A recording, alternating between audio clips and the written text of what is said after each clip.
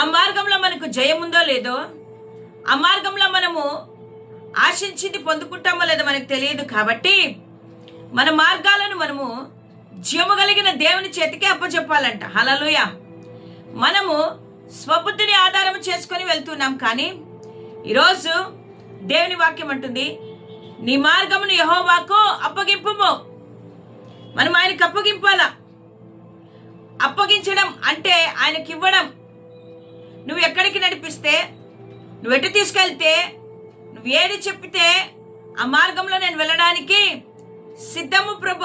మనల్ని మనము దేవునికి అప్పగించుకోవడం, మన మార్గాలను. నా ప్రియ సహోదరుడా సహోదరి, యేసుక్రీస్తుని వెంబడించడం అనగా ఆయన మాటలకు లోబడము, ఆయన మార్గంలో నడవడము, ఆయన మీద ఆధారపడము, పాపము నుండి, మన స్వంత మార్గాల నుండి